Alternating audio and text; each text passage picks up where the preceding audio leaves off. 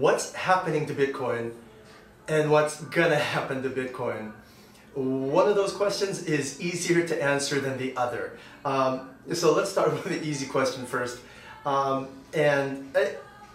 are Bitcoin-fund-manager.com. We protect and grow your Bitcoin 24 hours a day from downturns like the one we kept telling you we'd have ever since the CBOE and CME futures were announced, and everyone thought, hey, Bitcoin's going to hit Wall Street. It's going to hit NASDAQ too. This is bullish for Bitcoin. It's going to go up to $100,000. No, we kept telling you it's not bullish for Bitcoin because Wall Street doesn't need Bitcoin. Wall Street doesn't want Bitcoin. Wall Street uses futures to control prices of things. And I'm not going to go really far deep into this. And I'm also going to say that, oh man, there's so much to cover. Okay, first of all, we used to manage funds for people with over 50 Bitcoin of active investments in play. For the time being, we're going to reduce that number to 10 because most people who had 50 Bitcoin now only have 10 if they bought Ripple at the top, if they bought Tron at the top, if they bought Bitcoin at the top. So that number could change anytime, but and we don't take any Bitcoin deposits. We're not a fund manager, as in you send us your Bitcoin. All you do is you give us API remote control access of your Bittrex, Poloniex, Kraken, or Bitfinex account, and we just trade for you. We buy bottoms and sell tops for you. That's what we do via remote control, remote management. So the Bitcoin never actually leaves your account, which is a lot safer for you. And it's a lot harder for us to manage, by the way, but that's our business model. What else do I have to tell you? Okay, so that's number one. Let me go into here and show you.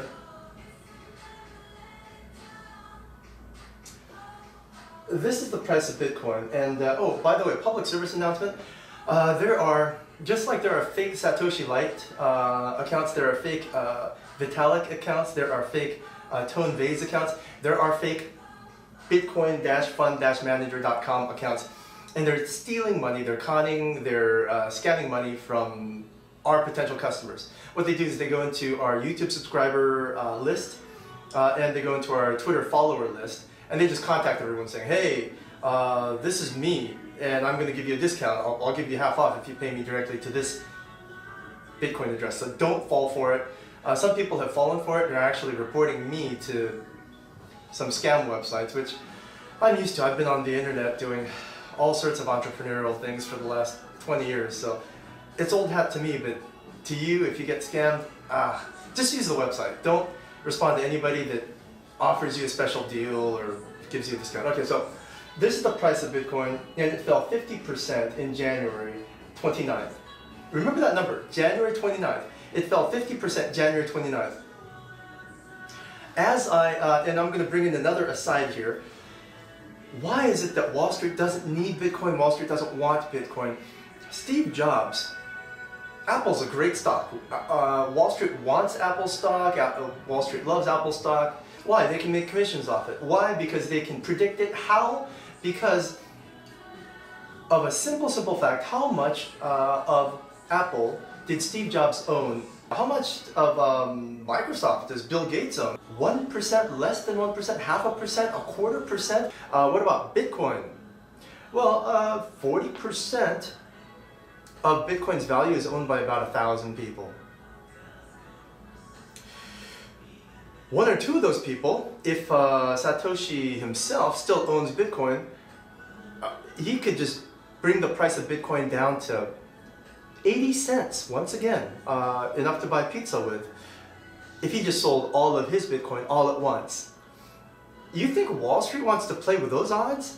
Where as much as JP Morgan wants to buy Bitcoin, and they don't, but let's assume they did, as much as they could buy, let's say JP Morgan bought all the Bitcoin in the world, they would still only have, what, about 10% of the Bitcoin, and then some other guy that they don't know, they can't control, they can't influence, they can't lobby, named Satoshi, owns 10, 20, 30, 100 times more Bitcoin than Jeff Bezos owns of Amazon. If you were a Wall Street fund manager, would you buy a stock where the majority owner owns literally the majority of this particular equity, or it just doesn't make sense. So that's why I kept telling you, CME, CBOE, NASDAQ going into Bitcoin futures is not bullish. Is not bullish. So now remember that date. Remember January 29th. As more futures markets starts adopting Bitcoin, they're going to put more pins and screws to Bitcoin, and the Bitcoin pressure is just going to keep going down. But remember January 29th, okay? As I start going back before January 29th here. Okay, let's start over. Let me see if I can zoom in. Actually, let me go here and change the orientation of the camera a little bit. Okay. Let's see if you can see this. I'm going to zoom in here. I'll get a little more zoom in and then change the angle of the camera a little bit more again. Okay. I think that should do it. Okay. Let me zoom out. Let's go one at a time here. Sorry about turning my back towards you. Here. This is Business Insider. Here's Steve Wozniak. Start up here. Apple co-founder Steve Wozniak sold all my Bitcoin. This is at the end of January. This is just a couple weeks ago. That's him. He's the guy that started Apple with Steve Jobs. Sold all of his Bitcoin. He bought it at what, $700, $800, and sold it all just about at the peak. Let's go to the next one down here. Can you see this? Okay. Litecoin founder Charlie Lee has sold all of his Litecoin. And he sold it right at the peak, at the tip. Okay, let's go to his brother. I think it's his brother. I haven't confirmed this, by the way. Bobby Lee.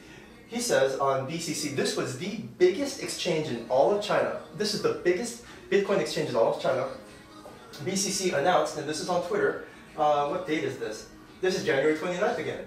January 30th, 31st. Are you starting to get a picture here? January 29th. We're excited to announce that TCC has been acquired by a blockchain investment fund. The acquisition allows us to aggressively grow our pool, la la la la la. Next, this one's December 18th. This guy's early. He says, he's the co-founder of Bitcoin.com. He was one of the early investors of Bitcoin. Sells all his Bitcoin, says it's as good as useless. Obviously, he wanted to push Bitcoin Cash because he's in with Roger Ver. But are you noticing something? Everyone's ditching everything. All these prominent people are ditching all their positions. And they all have an excuse, don't they? Steve Wozniak says, well, let's start with Charlie Lee. Charlie Lee says that he sold all of his Litecoin because it would help him focus on the Litecoin Foundation and the Litecoin project. Yeah, because if your Litecoin value drops by 50%, it's going to be hard to focus on the Litecoin Foundation, right? Let's go to his brother.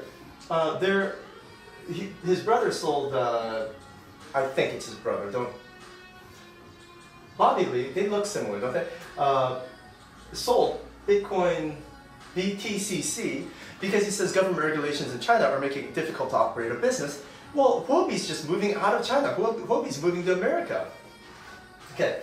Co-founder Bitcoin.com says, and Roger Ver says he sold Bitcoin.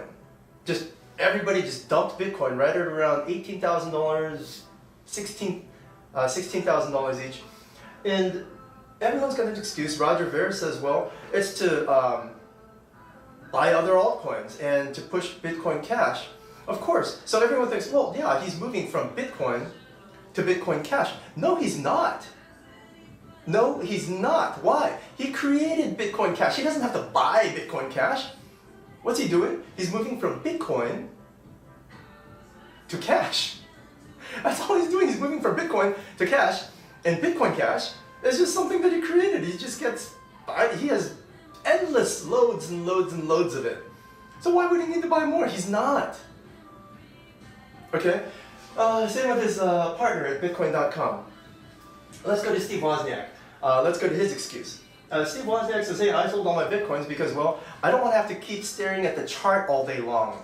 It has nothing to do with the fact that, it has no reflection on the long-term viability of Bitcoin. I don't want it to be a reflection on what I think of Bitcoin, is what Steve Wozniak said.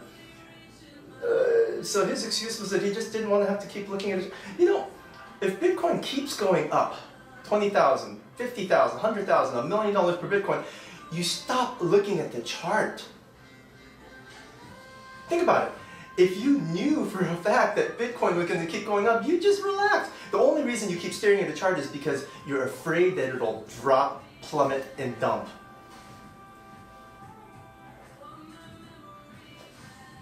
I sold all my Bitcoin because I just didn't want to look at the chart anymore. Yeah, because you're afraid it'll dump. Okay, let's keep moving. This is big. Michael Novogratz is one of the biggest Bitcoin hedge fund managers in Wall Street. If he buys something, everybody buys something. That same thing. Okay? So Michael Novogratz, he halted his Bitcoin hedge fund. He just said, you know what? This was back in, I think in, what was it? The later part of last year. He said, hey, I'm going to start a Bitcoin hedge fund. It looks great. He says that, and immediately he says, no, I'm going to halt it. Which is weird because he said it right as Bitcoin keeps going up higher and higher and higher. He's like, no, I'm not going to do it anymore. Well, his excuse is, for the time being, I'm sure I'll do it again. So everyone thinks, it's just temporary. How temporary? That's the question you should be asking. Because that's going to answer what's going to happen to Bitcoin and what's going to happen to your investments if you're still holding coins. Okay? Now, let's go to these three screens. This half and these three screens. Okay. Let's go back to this. And I'm going to turn the tripod back a little bit. See if we can re-angle this. See if you can see that. See this here? Okay. Let's see if you can see what this actually says. This drop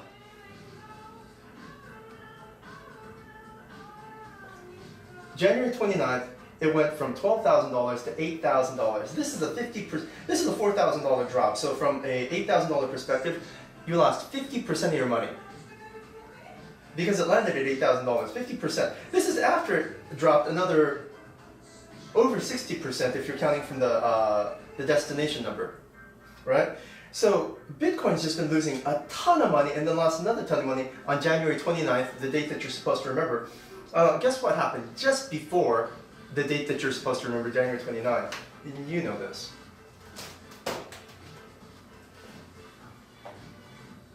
And you can't see it, can you? Let me zoom out. See if you can see it well enough now. World Economic Forum annual meeting, January 26th at Davos. World leaders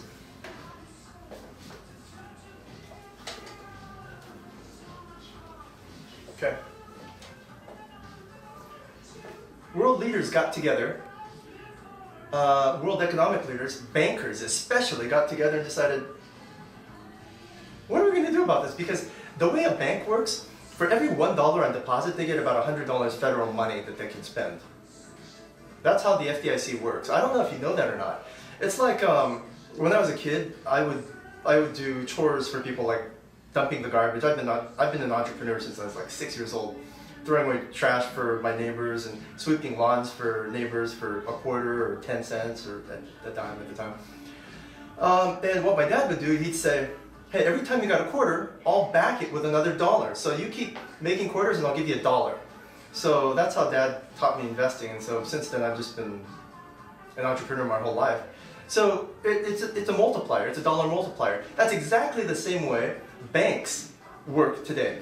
If they get $1 of your money deposited into their account, your government gives them $100, $500 more leverage to use from the government.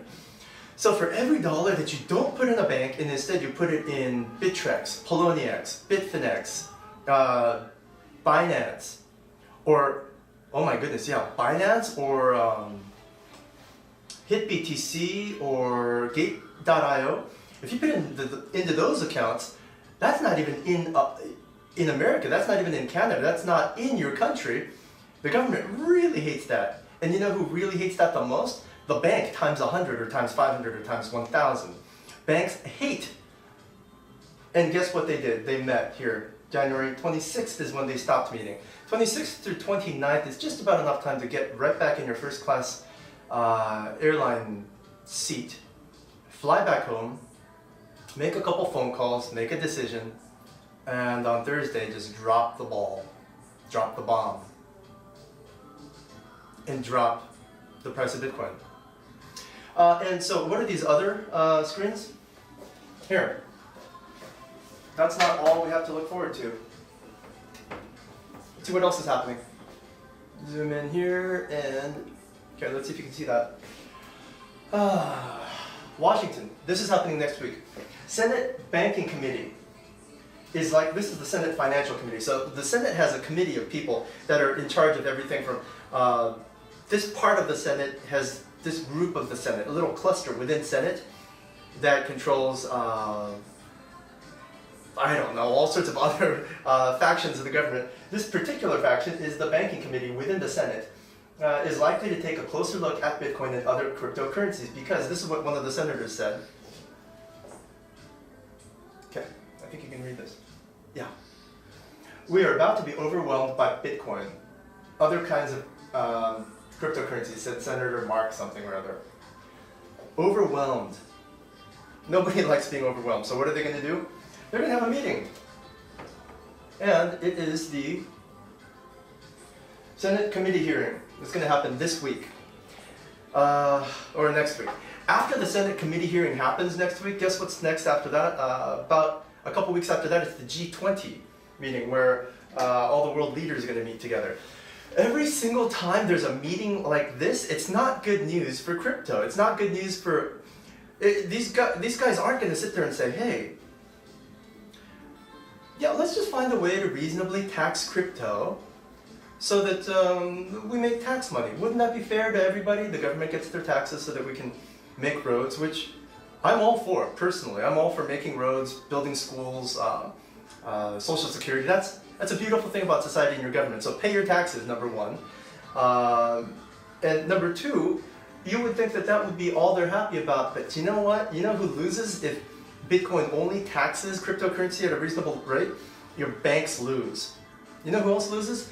Every single major public corporation in the world loses. Amazon loses, Apple loses, Google loses, GM loses, Samsung loses. Why do these guys lose? Well, think about it.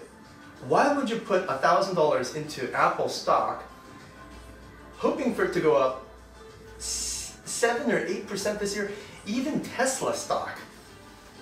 Even Tesla, if it goes up a lot, it'll go up, what, 12, 14, 15% in a year? Bitcoin goes up like 12, 14,000% in a month. So it's not as simple as the government's just saying, hey, let's just tax Bitcoin and then hunky-dory, everyone's just going to buy Bitcoin and everybody's... No, we still have extremely powerful enemies of Bitcoin. Major public corporations and banks. And existing financial entities like Visa, MasterCard, Swift, all these existing corporations are not happy, and guess what? They have lobbyists. What does Bitcoin have? I don't see anybody from Bitcoin Core being friendly with a couple politicians. I don't see anybody from Litecoin or there. Is Vitalik friends of any American senators or members of parliament in Korea or London? You see what I'm getting at? These major corporations have lobbyists. That's a totally different conversation. Let me wrap up by showing you some conventionally accepted paradigms, okay? First of all, let's do this first. Let's see if you can see this. I'm going to stare at my monitor to see if you can see this or not. Okay. Oh, sorry, this one. Okay. This is the Bitcoin chart. Remember it, okay? It kind of does this nice hockey stick up, left, and then retraces all the 50% down from zero, right? So remember this. Remember what it looks like, okay?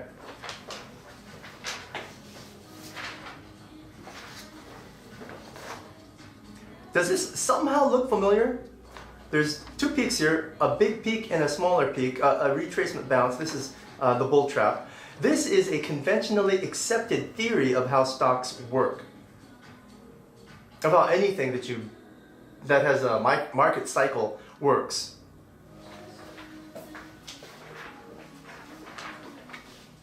Here. Do these things look somewhat familiar? Guess how low this goes.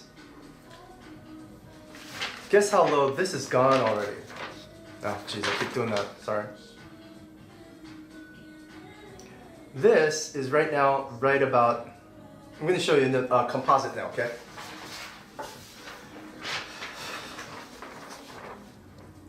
This is a composite. We are right here. We are right at about $8,000 right here. So what is this? This is a number I don't even want to say. If this happens, now remember, this is just a general market model. It's conventionally accepted, and if you look at charts, don't just look at this, look at every single chart. Look at the library chart, look at the Sia coin chart, look at the Litecoin chart, look at the Ripple chart. They all look like this. They all look exactly like this. If Bitcoin follows this model, and we're right here, this is $8,000, I don't want to tell you where my thumb is. Okay? Let me show you another chart. This is a chart about technology. This is how technology works. And this is a conventionally accepted theory of technology, and it's been argued, and this wins the argument every single time. Where are we? Just about where are we? Well, here are the innovators, like the Bitcoin blockchain developers, right? This is where Satoshi was. This is where Roger Ver started, and then he went off on his own direction. And this is where Satoshi Light started. And guess what this is? This is a chasm that we're not sure how long this chasm is, but what is this chasm? I'm going to show you.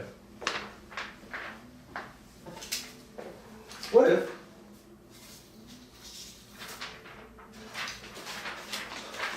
now remember this again, okay? Remember this chart. Remember what it looks like with the double peaks, big L that goes up, and there's double peaks, okay? And then look at this. What if this was, oops, yeah, this. 20,000 being the peak. And what if we're right at the early adopter stage right now? And let me expand this whole thing out. What does that put Bitcoin at after this chasm? If we follow this really strictly, we're going to be at about $120,000 by the time we reach mass adoption. This is mass adoption right up here. These are the early adopters, and there's been a break. And this is absolutely what happened in reality right now. As all the early adopters tried to jump into Bitcoin in Korea, well, all the exchanges closed. As all the early adopters tried to jump into Coinbase, and guess what? Everybody got slapped with $1 million 1099 bill. Yeah, if you traded at $800, you traded $800 a couple times a day for a couple weeks, you got slapped with $1 million bill. And no, and I'm going to tell you, the way the rules are written for accounting and accountability of your Coinbase and GTAX accounts, it's not just like the stock market where you have an Ameritrade account and the Ameritrade account totals up all your trades, and then you just have to remove your cost basis out of it. That's how brokerage accounts do the accounting for your 1099. It's different with crypto. I'm not an accountant, I'm not a lawyer, so I'm not going to comment on any more of the details, but it's designed to shock you. And even if you can cost basis away everything, you know how many hours and how many dollars you got to spend for a professional CPA to argue away all your costs on $1 million bill? It's not something you can just easily do and push one button and say, hey, these are all my costs. I only have to pay on my earnings, which is $300, so I'm going to pay 40% of $300 off of an $800 investment that I traded every day, 3 or 4 times a day for a couple weeks. It's not that easy. And you think it's accidental? Especially in light of all the heat that your government is getting from banks public corporations and financial middlemen institutions like Visa and SWIFT. So I'm going to show you this.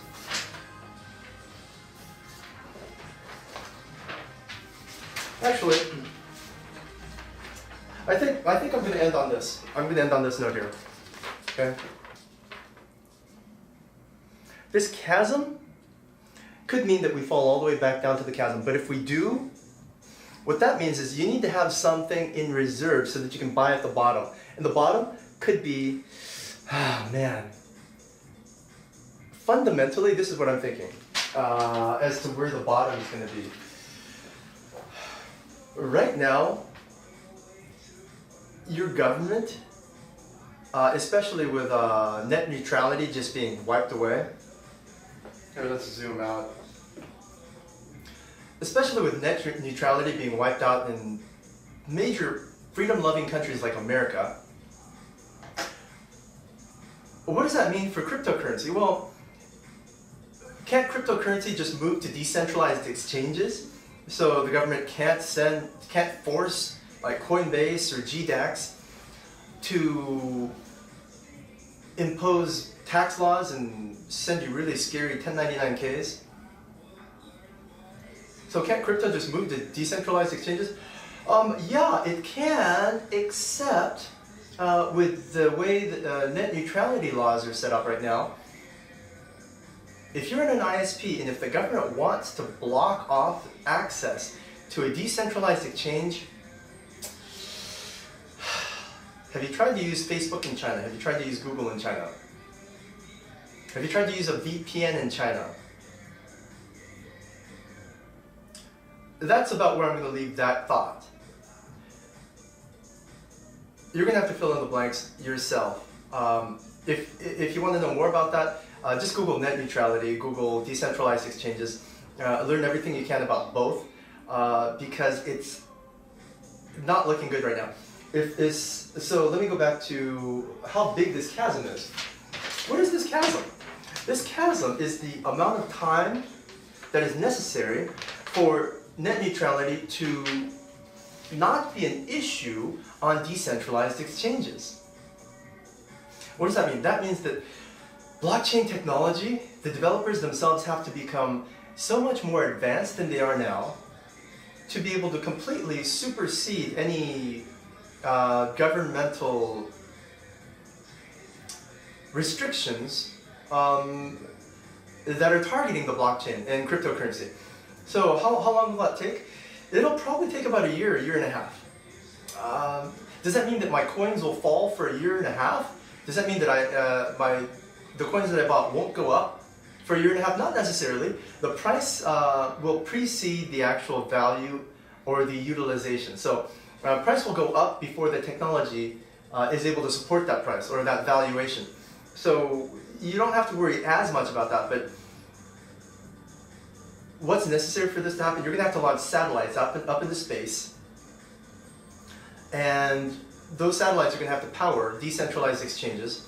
And if you want to just use decentralized exchanges, you're going to have to live in communities like, what is it, Puerto Rico, I think? Or was it Panama? It's one of those countries with this, or districts, or starting a P, that are free of taxes from your country. So the British Virgin Islands, for instance, Cayman, possibly Luxembourg. You're going to have to move to one of these countries that don't have really good Mexican food. Is crypto worth it? I mean, it depends on how much you like Mexican food, right? So, what's going to happen to the price of Bitcoin and all your cryptocurrency? It doesn't look good, guys. I hope I'm wrong. If I'm wrong, hell, I'll be the first one to eat my burrito on TV. Speaking of, I must be hungry, and you must be getting bored. So that is all I'm going to say. Bitcoin-fund-manager.com, where we, for high net worth individuals, if you're in the United States of America, if you're not, you don't have to verify that you're a high net worth individual. we manage Bitcoin for you, and what we'll do is we're going to look for the bottom. And if we can buy the bottom, and if that bottom sinks to really, really low, and then it goes all the way back up to this number, $120,000 per Bitcoin, or if it's not Bitcoin, it might be some other coin, guys. It might be a coin with a deletable blockchain like Pascal or Aeon, A-E-O-N. But these are all, again, they're very young projects. So if you can have a Bitcoin or similar to Bitcoin, that's a privacy coin that can have its history erased so that nobody can audit you. I mean, this is literally money launderer's paradise, tax evader's paradise. But technology is making it happen. I mean, even as powerful as ASCAP, I think it is, the Music Industry Association, they can't control music pirating anymore. It's just out of their hands. The MPAA, Motion Picture Industry Association, they can't control pirating movies anymore. Software Industry Association, they can't control pirating software anymore. It's going that way. And the only thing, okay, man, this is just going on. I'll add this, last thought, I promise, and then I'll do another video if we need further elaboration on this. The only thing that will stop blockchain from being a type of currency that can be used to evade taxes is the financial incentive itself. In other words, imagine you're Satoshi Nakamoto, who actually created Bitcoin, right? If you created something and you gave it all away, and in the next generation you are going to have to create satellites that hopefully evade laser beams from every country that try and shoot it down from outer space. If you think this is sci-fi, it's not. Google the term satellite. I just forgot the name. Oh my goodness. The guys that Samson Mao. Google satellite and Samson Mao. They're doing it right now. Cryptocurrency companies are launching satellites out into space. So it's happening right now. It's not Mad Max future. And so the only thing that will not let this happen is the financial incentive. It costs money to launch a satellite. It costs money to build a decentralized exchange. It costs money and time, and you got to feed your developers ramen and Pabst Blue Ribbon. And so if you're not going to have a financial incentive to do it, no one's going to do it. Which is, I think, what the governments are hoping for. Why wouldn't they have a financial incentive to do it? Well, think about it. Look at Ross Ulbricht. He had a financial incentive to build something, and guess where he ended up? Those are the big issues. We can go more in depth into each one in a different video, but for now, let's close it here and tell you that, oh man, January 29th was 3 days after January 26th, which was Davos Forum, and we got another Senate Judiciary Committee hearing coming up in a week, and then we got another, in a couple weeks, we got the G20 summit. Every single one of these guys are meeting to talk about cryptocurrency.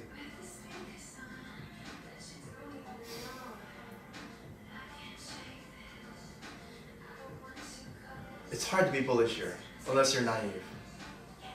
So,